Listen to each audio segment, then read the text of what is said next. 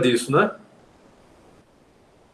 Lembro, professor, tem vários nomes, mas não vou mais falar nada, não, que pode criar um mal-estar e eu estou aqui só para assistir a aula. Não, sua participação é Obrigado. importante. Continue participando, que é muito importante sua presença aqui.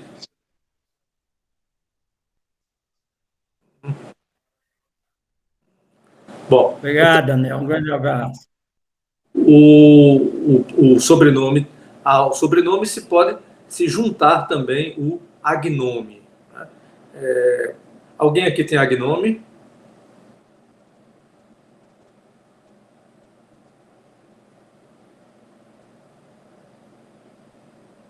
Alguém, agnome. Neto, Júnior, deixa eu ver aqui.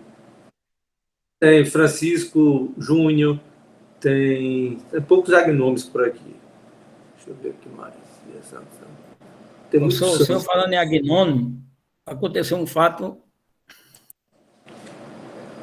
Viu, professor? Falando em agnônimo, aconteceu um fato com o meu filho. Eu tenho um filho, o nome dele é Jovelino Carolino Delgado Neto.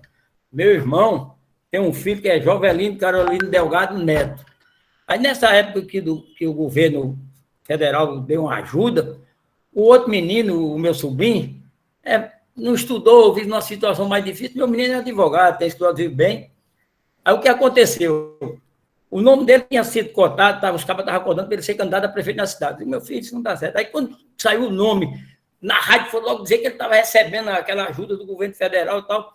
Aí ele foi para a rádio explicar, primeiramente, meu nome é esse, do meu primo é esse. Agora, vocês têm que ver o CPF e ver o nome do meu pai é um e o nome do pai do outro é outro. Agora, os nossos nomes são idênticos. Aí, só para ilustrar a conversa. Isso, um exemplo de embaraço causado com a homonímia. Então, essa sala tem poucos. Acho que só tem um agnome, que é Francisco Marcos. Francisco está na sala? Desistiu? Então não tem mais nenhum agnome aqui. Cadê Neto? Neto. Provavelmente dormindo. José Vigílio da Silva Neto. Cadê ele? Está dormindo não? Muito bem. José Vigílio, você sabia que era portador de um agnome? Professor, se ele sabia, ele não vai responder, porque acho que ele está dormindo, não? Ele respondeu que está dormindo não, eu estou aqui no chat. Foi só ouvir o nome dele que ele acordou. Neto é portador. É uma mensagem automática, professor, ele está dormindo. Quer dizer que é o famoso soneca daqui. Francisco saiu. Bom, então é comum mais usar o filho, neto, mas é possível também filha, neta, bisneta, e pode ser usado também numerais. É uma família tradicional aqui de João Pessoa, por exemplo, a família terceiro neto, né, que deixou de ser agnome e passou a ser o próprio sobrenome. Né? Então, é comum também fulano de tal segundo de terceiro. Então, é comum. Então, o sobrenome a pessoa adquire ou com nascimento ou com algum fato jurídico, como, por exemplo, adoção ou casamento. Um detalhe com relação ao sobrenome é que o Código Civil de 2002 permitiu que o homem adote o sobrenome da mulher. Antigamente era obrigatório, quanto ao casamento, a mulher adotar o sobrenome do marido, depois passou a ser facultativo, e agora, com o Código de 2002, é possível que o homem adote o sobrenome da mulher. Eu não conheço nenhum caso na nossa sociedade, infelizmente ainda é bastante machista, e eu não conheço ninguém que tenha adotado o sobrenome da mulher. Há também, além desses... Diga, Yasmin. Professor, nesse caso, o homem pode adotar o da mulher e o da mulher pode adotar o homem ao mesmo tempo, assim? Tipo assim, no casamento eu adoto o sobrenome dele e ele adota o meu. É possível, sim. Além dessas partículas oficiais do prenome e sobrenome, há também o que chamamos de alcunha. Alcunha é o que vulgarmente é chamado de apelídio. Juridicamente, apelídio quer dizer sobrenome, apelídio de família. Mas, vulgarmente, se chama alcunha de apelídio. Né? Então, muito comum se apelidar as pessoas. E também temos o hipocorístico. Alguém aqui tem hipocorístico? Com certeza, deixa eu ver aqui. Beatriz está aqui? Beatriz está na sala?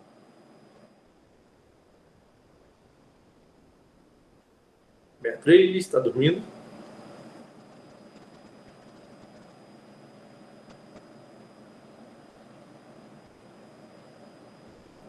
Ana Clara está na sala? Sim, professor. Então, as Anas, em geral, têm hipocorístico. Não sei se você tem. Aninha, né? Nana. Então, hipocorístico é essa diminuição, no caso de Ana, aumento carinhoso do nome. Né? Milena, alguém deve chamá-la de Mila. Então, esse hipocorístico é essa alcunha carinhosa, geralmente usado na família. Há também os axiônimos. Né? Algumas pessoas tratam os outros pelo cargo. Né? Então, algumas pessoas só se referem a um ministro como ministro, a um desembargador como desembargador, e aquilo a pessoa passa a ser chamada daquele nome. Um comendador tratado por comendador, isso se chama axiônimo. Bom, então isso algumas noções gerais a respeito do nome. Mas nós vimos que a pessoa é individuada pelo nome, pelo estado e pelo domicílio. Né? O estado da pessoa, saindo do nome, entrando no estado, é o que define a posição na sociedade política e na família como indivíduo.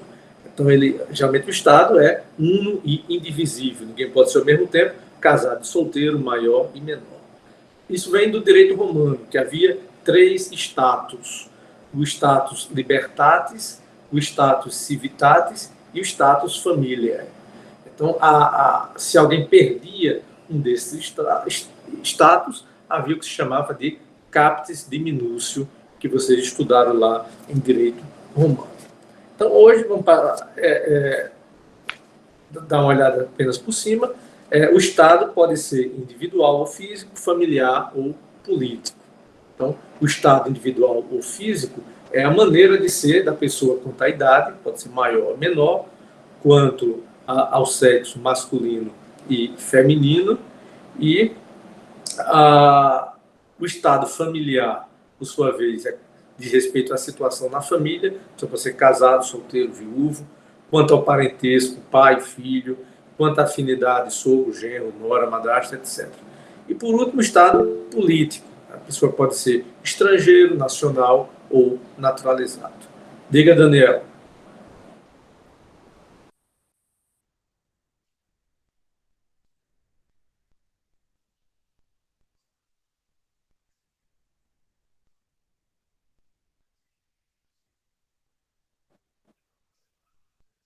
Também não usa. É união estável. Né? Existe. No Estado Civil, é uma situação de fato que a Constituição equipara ao casamento. Então, é um Estado também familiar. Fulano está em união. Como?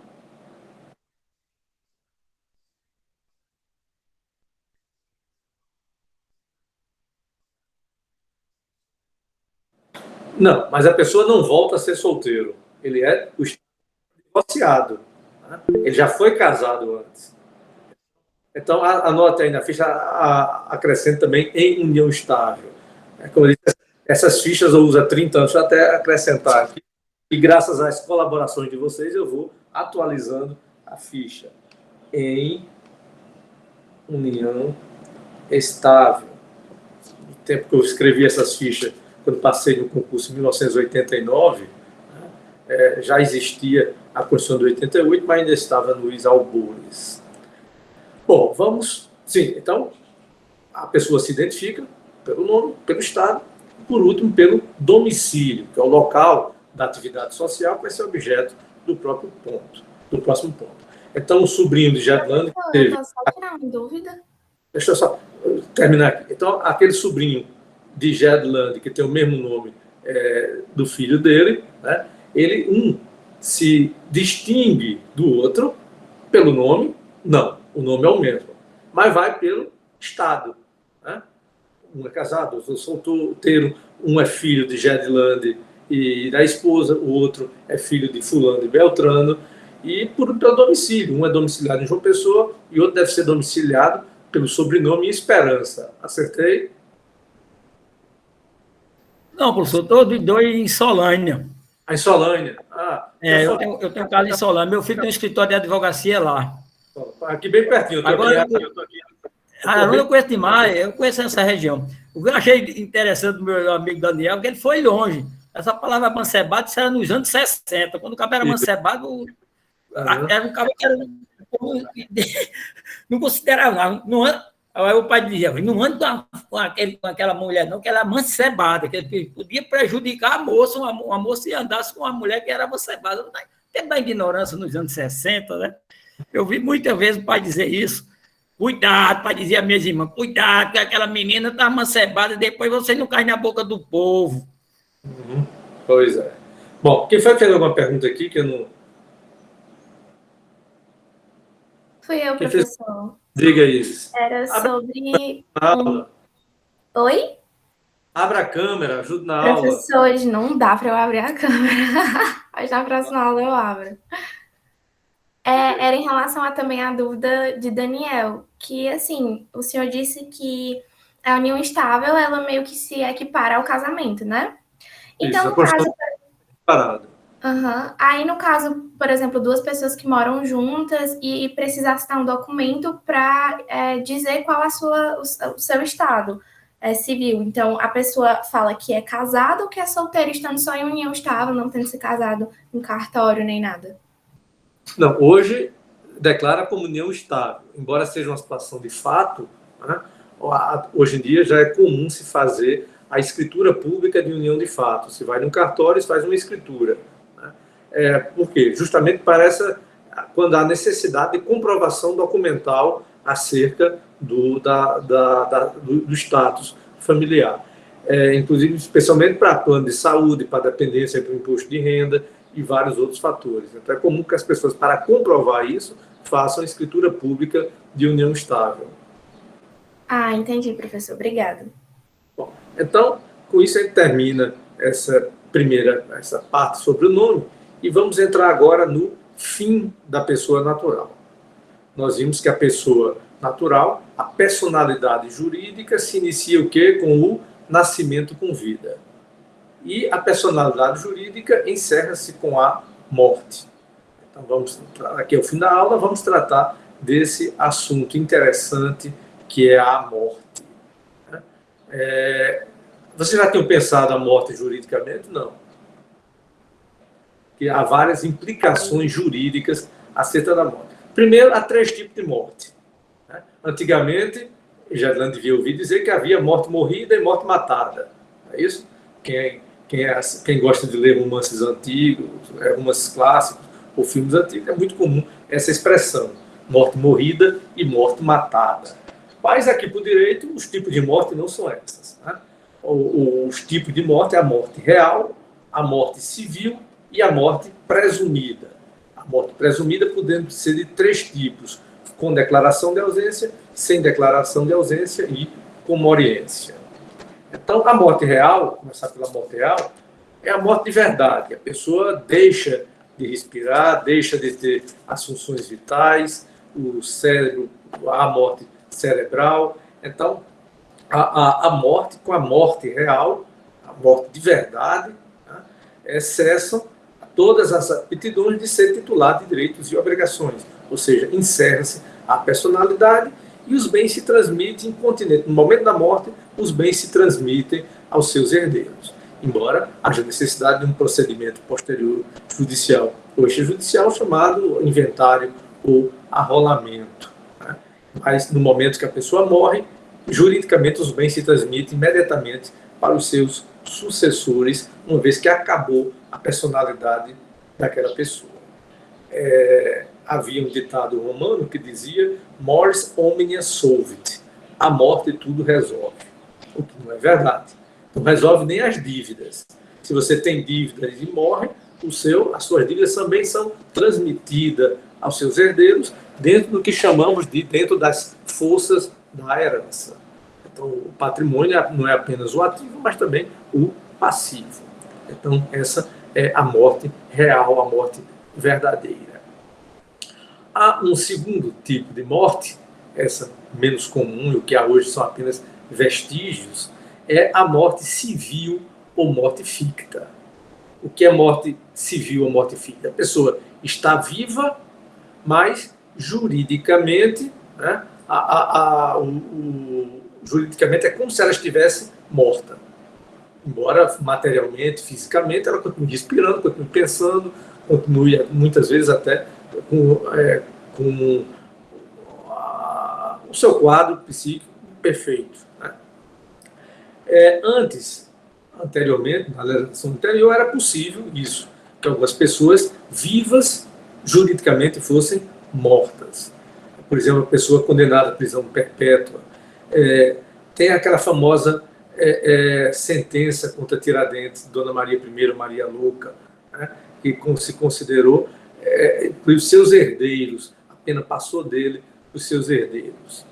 Hoje não existe mais, não é mais possível você considerar morta uma pessoa viva. Isso feriria o próprio princípio da dignidade da pessoa humana. Mas a nossa legislação traz ainda apenas alguns vestígios de morte ficta ou morte civil. Arnold Wald dá, por exemplo, um exemplo do direito inglês, que uma pessoa condenada por alta traição à coroa britânica é considerada morta, embora esteja viva. No direito brasileiro tem um caso interessante, que é a exclusão da herança por indignidade. O que é exclusão da herança por indignidade? Está lá prevista no artigo 1816, havendo essa condenação de exclusão da herança, os herdeiros dessa pessoa herdam diretamente como se os seus pais estivessem mortos. Vocês, claro, já ouviram falar naquele caso dos von Richthofen, né? Richthofen que pronuncia? De Suzane. Richthofen, não? Como? Von Richthofen. Richthofen. Quem assistiu aos 2 filmes recentes? São bem interessantes. São dois filmes. Como é o nome do filme, Gabriel? Um com a versão dela e outra da Suzane. A menina que matou os pais e o menino que matou os pais. Isso. E a outra versão do irmão Cravinhos a respeito da morte daquele casal. A morte estúpida, violenta, com a finalidade de ficar com a herança. Mas o que é que isso tem a ver com morte ficta? Suzane, ela matou os pais, para quê? Para ficar com a herança. Aí eu pergunto, seria justo se ela ficasse com essa herança? Eu acho que não. Não, né? Então, se ela matar alguém para ficar com a herança e ficar, premiar o erro. Ela cumpriria a pena dela, quando sair estaria rica, né? Teria alcançado seu objetivo nefasto. Então é por isso que as pessoas que atentam contra a vida da outra são afastadas da herança. Então, vamos supor que ela tivesse, parece que depois ela teve filho, mas vamos supor que na época ela tivesse um filho. Né? Então, ela tem na vida real um irmão, ela e o irmão, que eu não me lembro do nome, né? E os pais morreram, o que seria o comum, o normal, que a herança fosse a metade para a Suzane e a metade para o irmão. Mas como ela é excluída da sucessão, né, os bens, se ela tivesse filha, o bem passaria direto para o neto, como se ela não existisse, como se ela tivesse morta. Então a metade ficaria para o irmão, não me recordo, acho que o filme no ano passado, mas não estou lembrado do nome dele, Andréas, né? Parece que é Andréas mesmo.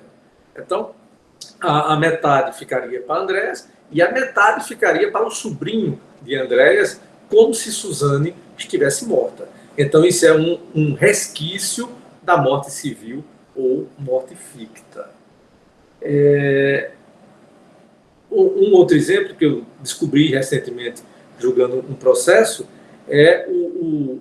está no Decreto-Lei 3.038 de 41, que declarado um oficial indigno do oficialato, ele perde o posto e respectiva patente, ressalvada a sua família o direito à percepção de suas pensões como se houvesse falecido. Então, é também um resquício da morte civil. Então, se um oficial é julgado indigno do oficialato, ele perde a patente, mas a sua mulher passa a receber uma pensão como se ele estivesse morto. Daniel, quer perguntar alguma coisa? Não, professor, só acrescentar na fala. A gente leu no primeiro período, acho que é Levando o Direito a Sério, de Dworkin, que fala sobre a principiologia que ninguém pode se beneficiar do seu próprio crime. Isso. E basicamente isso, ele traz esse exemplo. Isso, ninguém pode se beneficiar da própria torpeza. Isso. Então, essa é a morte civil. A morte real, a morte civil, e agora vamos para a morte presumida, que pode ser de 3 tipos: com declaração de ausência, sem declaração de ausência e com morência. Mas já estou falando há quase 1 hora, vocês vão me dar 1 segundo para me virar aqui e pegar um copinho d'água.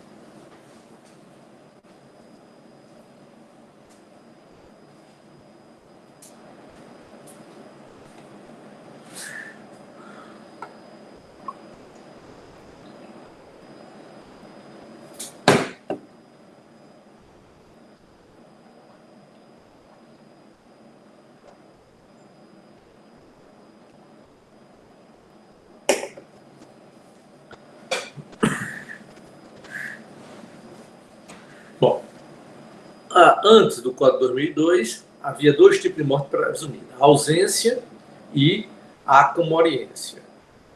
Em face das necessidades da vida real, se acrescentou um 3º tipo, que é a morte presumida sem declaração de ausência. É uma novidade do Código Civil de 2002, que está lá no artigo 7º. Então, a morte pode ser declarada mesmo sem o cadáver, mesmo sem o corpo de delito, mesmo sem a prova material da morte. Primeiro, está lá no inciso 1, se for extremamente provável a morte de quem estava em perigo de vida. Então, antigamente se havia, por exemplo, um grande acidente aéreo, sem qualquer possibilidade de ter havido sobrevivente, e não foram achados os corpos das vítimas, porque foram carbonizados, ou acho que o último grande acidente aéreo foi aquele da Air France, que caiu ali em Fernando de Noronha, acho que deve fazer uns 5 ou 6 anos, e não tinha como... O avião caiu em alto mar, né, e despedaçou-se, a maioria dos corpos não foram achados, não tinha como se identificar. Eu lembro, o Tribunal Regional Federal, onde eu sou juiz, fica pertinho do Instituto Médico Legal de Recife. E era um pandemônio, chegando pedaços de corpo, tentando identificar aquilo, mas grande parte dos passageiros não foram identificados. Então, não seria justo que seus parentes ficassem sem uma definição em relação à herança, em relação ao cônjuge supérstite poder casar novamente, com relação à pensão deixada por aquela pessoa que morreu. Antigamente, não havia essa possibilidade de rapidamente se conseguir a declaração da morte. Então, hoje é possível, quando for extremamente provável, a morte de quem estava em perigo de vida. Né? E há outros casos, por exemplo, Gerlando deve lembrar da morte de Ulisses Guimarães. Ulisses Guimarães, Guimarães, ele dona eu ia falar isso. A esposa dele, ele saiu do Rio de Janeiro e ia para Angra dos Reis, ia somente o piloto, a mulher e ele. Esse helicóptero caiu, foi localizado o piloto, foi localizada a mulher dele e o corpo dele nunca foi localizado. Ele já devia ter uns 90 anos de idade. Então, caindo no helicóptero em alto mar, uma pessoa com 90 na faixa de uns 80 e pouco, professor. Como? Quando aconteceu, ele devia ter... Acho que a idade de Ulisses naquela época era uns 80 anos. 80 Quando anos. explodiu o avião, ele era deputado federal pelo estado de São Paulo, aí ele ia com ele e ia um ministro também, e aí a esposa, o avião explodiu, foi encontrado o corpo. Acho que foi um helicóptero, e acho que Um helicóptero, sim, exato. Aí explodiu. Então, não foi isso? É improvável que ele tivesse sobrevivido a isso. Né? Uma pessoa com 80 anos, mesmo, nem em filme. Né? Então, o avião explodiu. Né? Vamos supor que ele tenha pulado antes do avião, ele seja um tipo James Bond, e explodir, ele pulou do helicóptero. Agora, com 80 anos, você cair dentro do mar, não morrer da queda. E além de não morrer da queda, ainda sair nadando e sobreviver, e até hoje não ter sido encontrado, é claro que ele morreu. Né? Então é possível, nessas situações, a declaração da morte presumida. E é presumida por quê? Porque nunca ninguém achou o corpo, até hoje. Né? A segunda hipótese, se alguém desaparecido em campanha ou feito prisioneiro, não foi encontrado até 2 anos após o término da guerra. Mesma coisa se você desapareceu durante a guerra, depois de 2 anos do fim das agressões bélicas, você pode ser declarado morto. Claro que é possível que não esteja morto, por isso que chama morte presumida. Na Segunda Guerra Mundial, muita gente desertava, fugia do seu exército, às vezes encontrava alguém, casava ou entrava em união estável, mudava de identidade, ficava morando naquele país para fugir da armada. Tem também o caso do Japão, muito naquelas ilhas japonesas, até um tempo desse, 30 anos depois do fim da guerra, encontraram um japonês numa casa-mata com uma metralhadora, defendendo ainda o imperador, certo que a guerra não tinha terminado. Mas o normal é que as pessoas, depois de 2 anos não sendo encontradas, presume-se que tenham morrido no campo de batalha. Né? Então, e diz o parágrafo 1 desse artigo 7º que declaração só após esgotadas as buscas. E a sentença que declara a morte presumida fixa com a data da morte. Né? Por quê? Porque a fixação da data tem efeitos também para fins de pensão, para fins de sucessão. Fim de sucessão, porque vamos supor que no dia seguinte o sucessor dessa pessoa morreu também. Para saber para quem vai a herança, é importante saber precisar o dia da morte da pessoa que está presumivelmente morta. Antes mesmo desse artigo 7º, já havia algumas leis que definiam algumas hipóteses de morte presumida, mas em casos específicos e não de modo genérico, como está agora no Código Civil de 2002. Então, a própria Lei dos Registros Públicos, que é a Lei 60.573, já havia um processo de justificação judicial da morte. Em relação aos desaparecidos políticos, durante a ditadura de 71 a 79, a Lei 9.140 passou também a presumir essas pessoas desaparecidas mortas.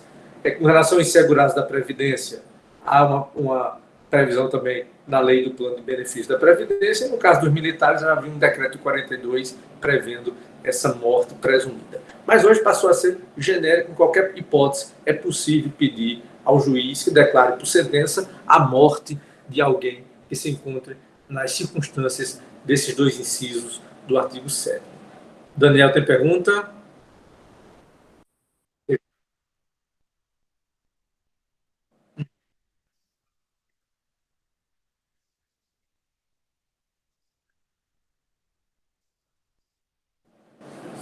Depende da iniciativa dos parentes. Por quê? É necessário que se entre com a ação e o juiz declare por sentença. Não, não existe. Não existe. Pode ser, no caso de uma queda de um avião, no mesmo dia você pode entrar com a ação pedindo a declaração da morte. No caso de Brumadinho, vai depender do bom senso. Já faz 5 anos, né, que você disse. Quantos? 6. Com certeza, os parentes dessas pessoas já entraram com ação de justificação da morte. Né? Por quê? Principalmente se eram pessoas que já estavam no mercado de trabalho, geraram pensão. Se tinham seguro de vida, acionar a seguradora. Né? Se era casado e o cônjuge supersto quiser casar novamente, né? a morte presumida também faz o vínculo matrimonial, não precisa entrar com ação de divórcio. Por quê? Porque a pessoa está morta juridicamente, presumivelmente morta. Então, não sei nos casos concretos, mas é possível, é bem provável que os herdeiros dessas 6 pessoas já tenham entrado com ação para a declaração da morte. O segundo tipo de morte presumida é a que era comum antes do Código de 2002, que é a ausência. O que é um ausente? Aquela pessoa que desaparece de casa por longo período de tempo sem deixar notícias, sem que saiba qual o seu paradeiro. Não? Então, essas pessoas se presumem mortas.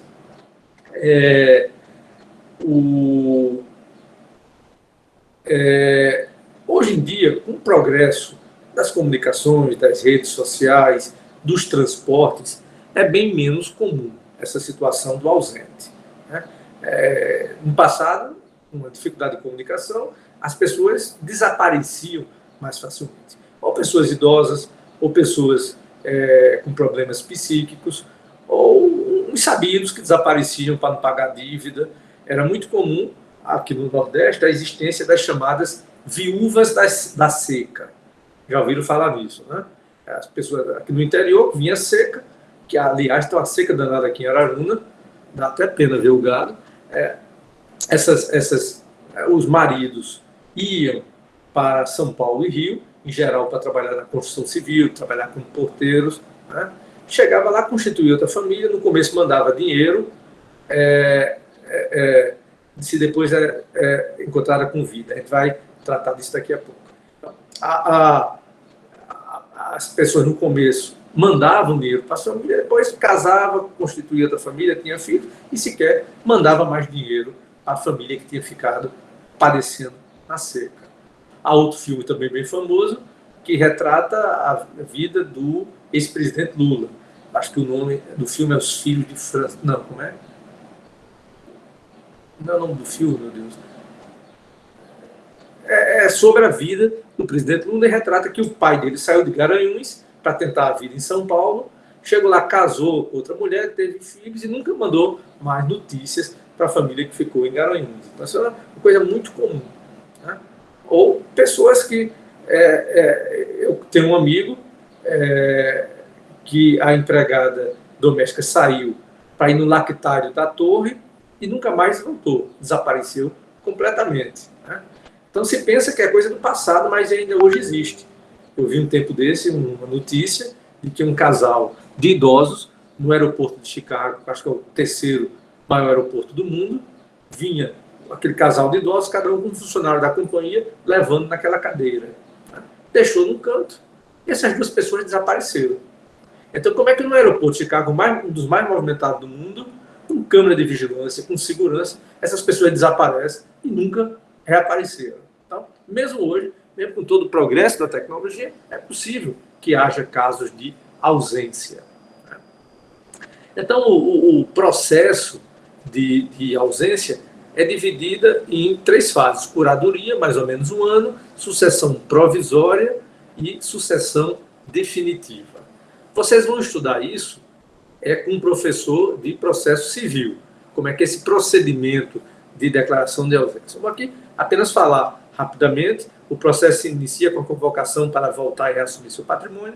São publicados 7 editais de 2 em 2 meses, como se alguém lesse diário oficial. Né? Então, sai o edital, o juiz fulano faz saber que está desaparecido Daniel com Y, que fugiu de casa, desapareceu, se deixar. Então, são publicados no Diário Oficial, em jornais de grande circulação, que nem existe mais na Paraíba. Acho que só existe o jornal União, não existe mais outro jornal de grande circulação. Então, isso está regulado no Código de Processo Civil 2015, nos artigos 244 e 245.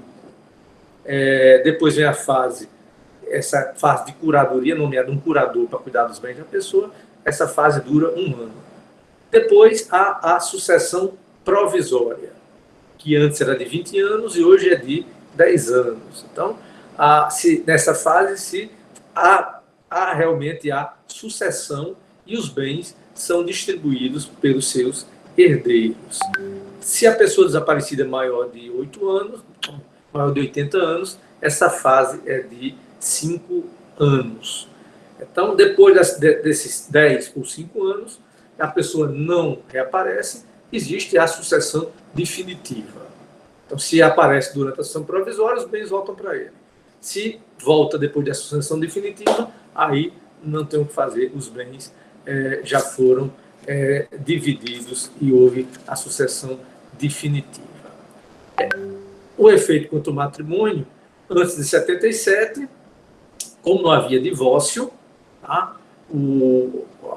Não se podia casar. Aquelas viúvas da seca, ficou no interior da Paraíba. Né? Ela, para conseguir passar para o nome dela aquele pedacinho de terra, né? Então entrava com a declaração de ausência e a terra era passada para os herdeiros da pessoa que desapareceu. Mas essa pessoa não podia casar. Com a lei do divórcio, em 77, podiam requerer o divórcio. O Código de 2002 foi mais técnico. Como é morte, não precisa mais pedir divórcio. A sentença declara a morte, a pessoa está morta. Né? Então, é uma das hipóteses de dissolução do próprio casamento, não se precisa entrar com a ação. O terceiro tipo de morte presumida é a morte simultânea ou comoriência. Tá? O que é que são comorientes? São pessoas que morrem na mesma ocasião, mas que não se pode determinar qual delas morreu primeiro, de quem foi a pré-morte. Né? Então, só se declara a comoriência ou morte simultânea quando não se possa provar por algum tipo de prova, especialmente a pericial, quem morreu primeiro. Então, a solução dada pelo Código Civil de 2002, no artigo 8º, que é a mesma solução do Código Civil 16, no artigo 11, é se considerar simultaneamente mortas e não se estabelecem relações sucessórias recíprocas entre elas. Então, havendo comoriência, não podendo se estabelecer quem morreu primeiro, se presume simultaneamente mortas. Alguns ordenamentos jurídicos trazem outras soluções. Por exemplo, se presume que o mais velho pré-morreu ao mais novo, que eventualmente alguma legislação mais misógina, que a mulher, por ser mais frágil, pré-morreu ao homem.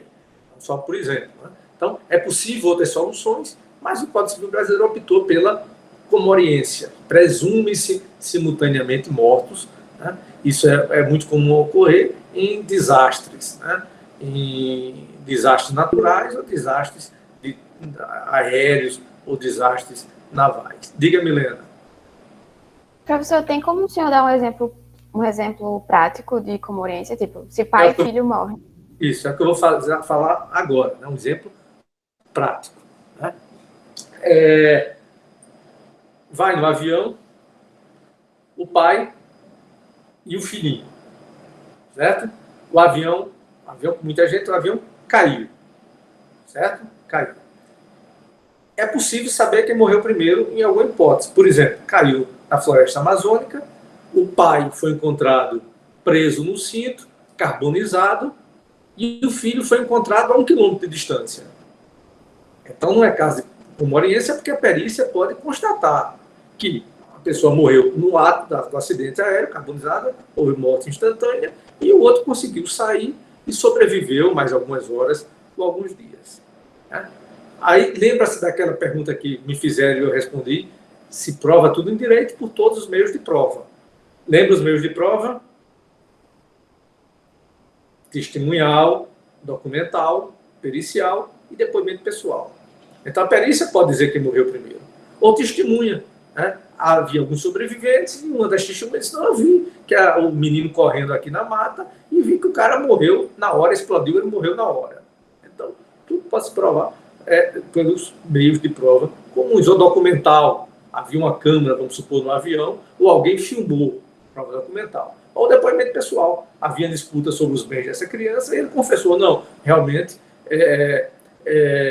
não, o defunto não pode confessar. Mas então, apague o que eu disse. Né? A não ser, com todo respeito, para quem acredita na sessão espírita, para quem tem essa fé, mas ainda hoje isso não é considerado como prova em juízo. Bom, então é possível e é comum, inclusive, que se estabeleçam litígios em relação à comoriência. Por quê? Porque se um pé morreu ao outro, o que morreu primeiro transferiu seus bens para o outro. E se esse morreu 1 minuto depois, os bens vão para o herdeiro deste. E se houve comoriência, se morreram ao mesmo tempo, não se estabelecem relações sucessórias recíprocas. Tá? Então, vamos supor aqui um exemplo. Deixa eu ver quem. Vamos, alguém mais aqui abra a câmera para me ajudar aqui na aula? Cadê Pablo? Não vai abrir hoje, não? Pablo é pai de quem? Eu não tô na minha casa hoje, não. Aí eu tô sem câmera. Opa, Vinícius entrou aí. Então, Vinícius é pai de Milena, certo? É pai de Milena. E Daniel, seu microfone está desligado. Está ligado. Daniel, o microfone está ligado. Ele está falando alguma coisa. Perdão, professor. Ainda bem que eu estava sem falar besteira aqui. Alguém falou aí. Pode ficar, não tem problema. Danado, às vezes, alguém passar e dizer alguma coisa indiscreta. Bom, então, Vinícius é pai de Milena, tá? E eles estão indo de avião e os dois morreram. Tá? Então, não se sabe quem morreu primeiro. Mas Milena tem uma grande herança que recebeu de Daniel, o pai da mãe de Milena. Então, houve o acidente. Se por acaso morreram ao mesmo tempo, Vinícius não herda aquele patrimônio de Milena, nem Milena herda nada de Vinícius. Mas se ficar provado que Milena morreu primeiro, que Milena morreu antes de Vinícius, tá? E Vinícius só morreu segundos depois, ou minutos depois, Milena, no momento que morreu, recebeu a herança o patrimônio dela, que ela tinha recebido de Daniel, certo? Ela tinha um grande patrimônio, esse patrimônio ficou para Vinícius. E Vinícius, morrendo pouco tempo depois, vai ficar para os herdeiros de Vinícius. Certo? Agora, se Vinícius morreu primeiro, e Milena morreu depois, Vinícius não herdou o patrimônio de Milena e, portanto, não vai ter como repassar esses bens para os seus herdeiros. Compreenderam? Que é importante precisar o momento da morte para relações sucessórias. Houve um caso... Diga, Milena. Professor, é só porque minha cabeça está viajando. Por exemplo, digamos que uma pessoa... Eu vou me usar como exemplo para ficar mais fácil. Sei lá, como o senhor puxando o gancho. Vinícius é meu pai, eu sou filha dele, e obviamente, e eu tenho filhos. Aí nós... isola, mas nós falecemos. Aí, como é que fica? Vai ter briga na justiça pela herança? Porque, por exemplo, eu tenho um irmão também. Se você tem filhos, vai tudo para os seus filhos. Porque nós vimos que na ordem de vocação hereditária, uma classe exclui a outra. Então, se você tem filhos e você morreu, aí é irrelevante se foi antes ou depois. Porque os bens vão ficar para os seus descendentes. Mas como você não tem descendentes, quem seriam os seus herdeiros? Seu pai, Vinícius, e sua mãe. Certo? Então, se você morreu primeiro, os seus bens vai metade para Vinícius e metade para sua mãe. Se ele morreu primeiro, na hora que você morre, os seus bens vão todos para sua mãe. Não, mas eu estava tratando da hipótese de, tipo assim, não ter nenhuma pista de quem faleceu primeiro. Isso, se considera simultaneamente mortos. Isso é comoriência. Se presume simultaneamente mortos e não se estabelecem relações recíprocas. Um não é do outro.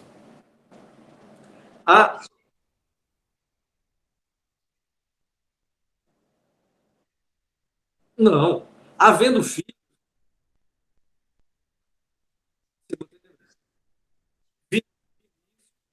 os bens de Vinícius vão para os herdeiros dele e os bens de Milena vão para os herdeiros dela. Aí tem... Isso, não era do pai. Não se estabelecem relações recíprocas.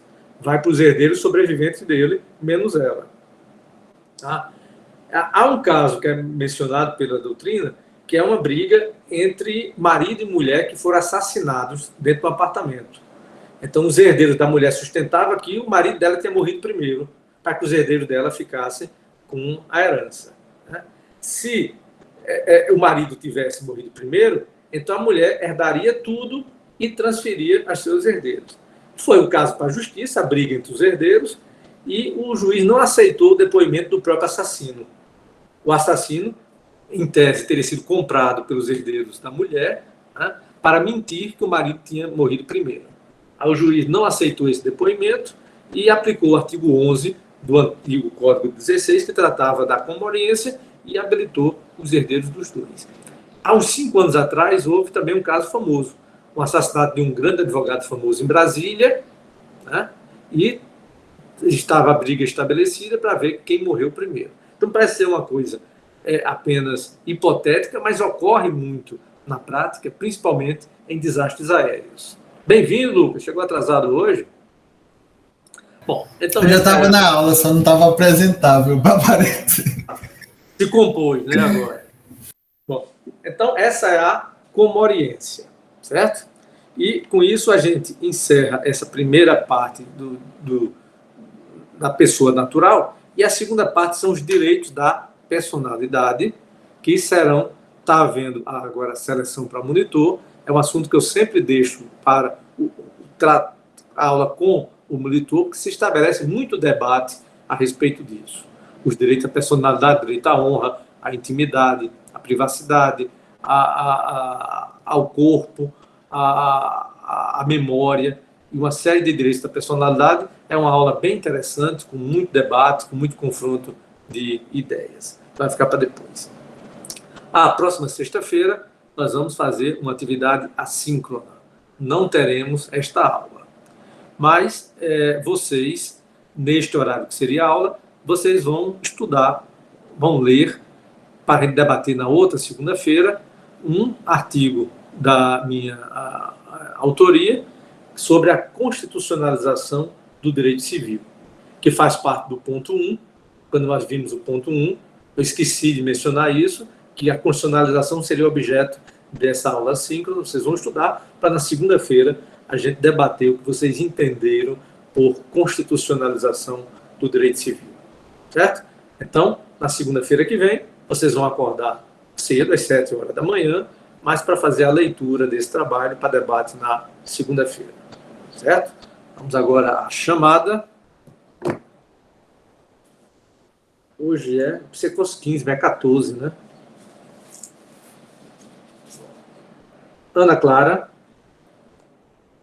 Presente. Ana Raquel. Aqui. Arthur. Arthur, faltou. Alguém conhece Arthur? Avisa aí. Arthur Moreira Torquato de Almeida Guerra. Acho que ele trancou o curso, professor. Se alguém conhecer, avisa que eu faço chamada, tá correndo o risco de ser reprovado. Áurea Beatriz. Presente, professor. Beatriz Moraes. Faltou. Alguém conhece? Se conhecer, avisar que eu faço chamada.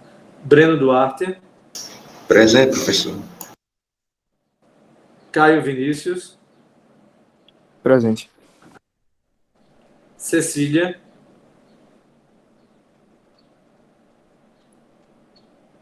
Cecília. Faltou. Daniel Pessoa. Presente, professor. Daniel Aguiar. Davi Felizeu. Presente, professor. Davi Regis. Presente, professor. Francisco Tempocorístico trancou, né?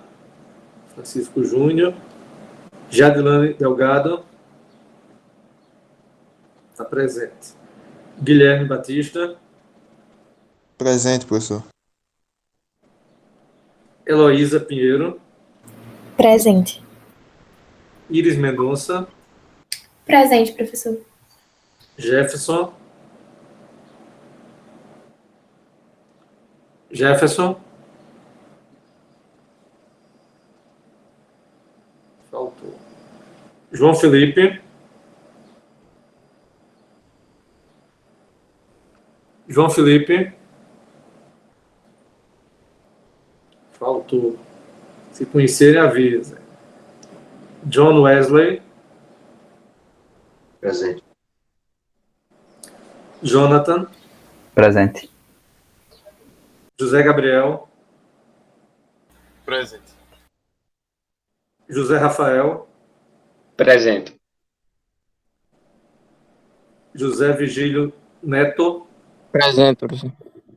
José Vigílio e seu hipocorístico. Não, seu agnome. Júlia Leocádia. Presente. Que voz de sono, Júlia. Letícia. Não. Letícia. Letícia, se alguém conhecer Letícia, avise que eu estou fazendo chamada. Luana. Presente, professor. Lucas José. Presente, professor. Marcos Vinícius. Presente, professor. Maria Eduarda. Presente. Maria Esther. Presente. Maria Fernanda. Presente.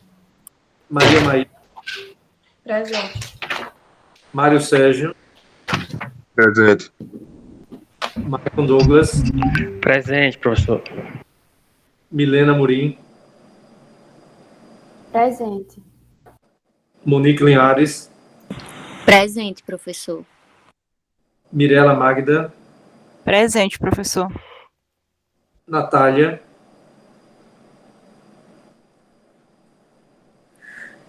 Natália nunca veio.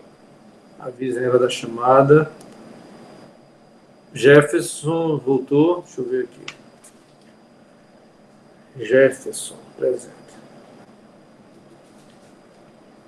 Pablo. Presente, professor. Rafaela. Rafaela. Também. Vou citá-la por edital para aparecer. Railma. Presente. Raíssa. Presente. Raíssa Tibúcio. Está doente, professor. Presente, então. Rebeca Estela. Rebeca, não ouvi. Presente. Presente, professor. Thalita. Presente. Professor, não sei se o senhor ouviu, a Natália está presente no chat, ela colocou agora.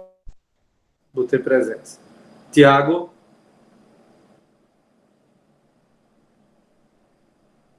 Tiago. Faltou. Vinícius Lourenço. Aqui. Yasmin. Aqui, professor, presente. Pronto. Eu vou mandar depois, a Thalita, o artigo, que é para vocês fazerem a leitura na sexta-feira, para o debate na segunda. Tá? Não, eu vou mandar daqui a pouco. Depois a Thalita me cobra aí. Boa semana. Tenha uma semana produtiva. Nos encontramos pessoalmente.